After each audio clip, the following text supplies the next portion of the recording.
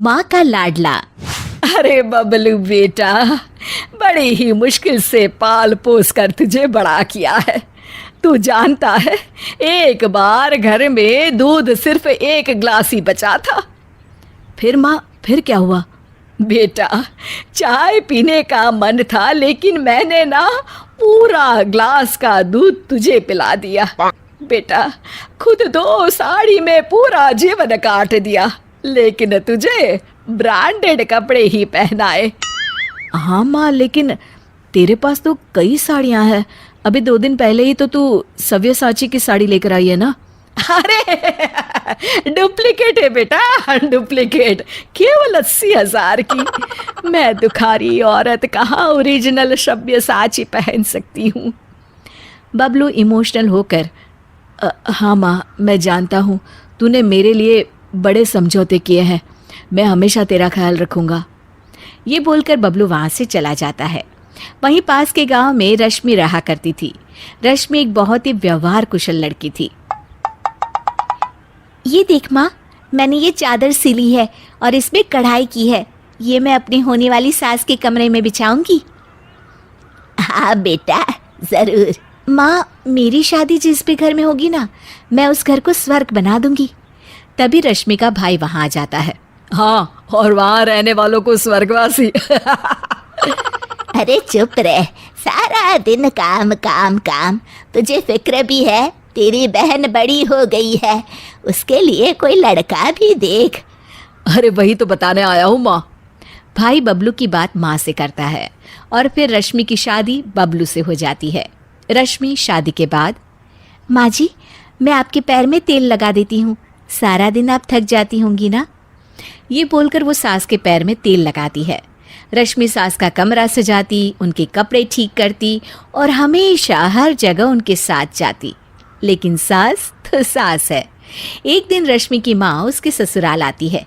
अरे रश्मि बेटा, कैसी है तू? बहुत दिन हो गए, तुझे देखा नहीं तो मिलने आ गई। अरे माँ, आप बताया नहीं कि आप आने वाली हो, मैं आपके लिए कुछ अच्छा बनाती। तभी वहाँ रश्मि की सास आ जाती है।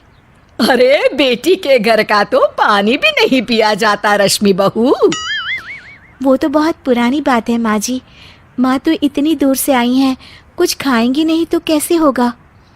अरे नहीं नहीं रश्मि, कोई बात नहीं, बस तुझसे मिलने और तुझे देखने का मन था, सो चली आई।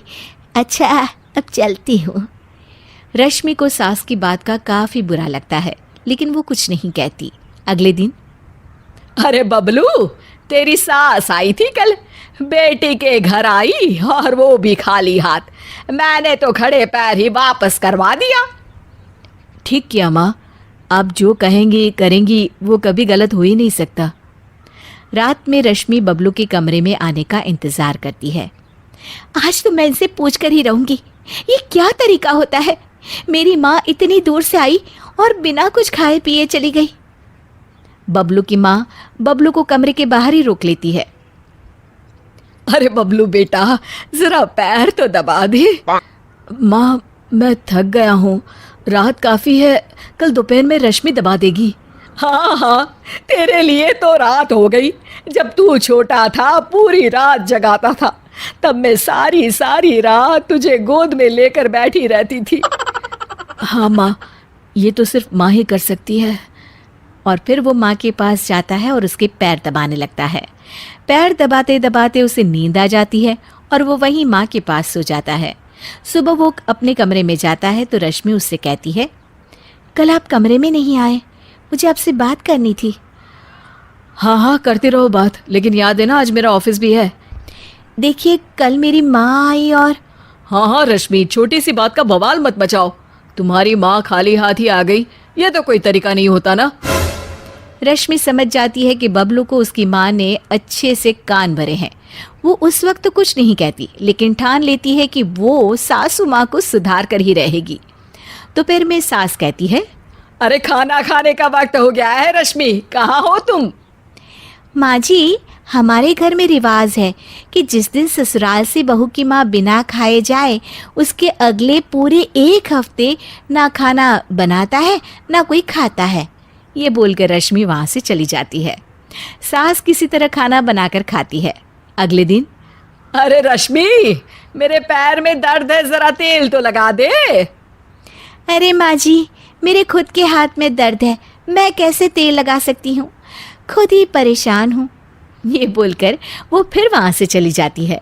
सास परेशान होकर अपनी बेटी को बुलाती है कि वो रश्मि से बात करे। अगले दिन ननद कहती है, अरे भाभी, माँ की चाय का वक्त हो गया है, क्यों कोई उन्हें चाय नहीं देगा क्या? अरे आप ही दे दीजिए ना ननद जी, मैंने तो रोका नहीं कि किचन में ना जाए। ननद जाकर सारी बात बबलू को बताती है। अरे रश्मि, तुम्हें क्या हो गया है? क्या तुम भूल गई कि ससुराल में कैसे रहा जाता है? नहीं जी, बिल्कुल नहीं भूली मैं, लेकिन जहाँ मैं बेटी बनकर रह रही हूँ, हर किसी का ख्याल रख रही हूँ, वहीं मैं अपनी माँ की बेइज्जती भी बर्दाश्त नहीं कर सकती। हाँ माँ, भाभी तो सही कह रही है, इज्जत लेने के लिए सबकी इज्जत भी करनी ज़रूरी है। अगर मेरे ससुराल से मैं तुम्हें ऐसे भगा देती तो। अब समझ गई, माफ़ कर दो मुझे। रश्मि ने बहुत अच्छे से घर को चलाया, अपना समझ कर रही, और इतना ही नहीं, बबलू से ज़्यादा ख्याल भी रखा। लेकिन मेरा भी फ़र्ज़ था कि मैं उसकी भावनाओं को समझती। मुझे माफ़ कर दे बहू।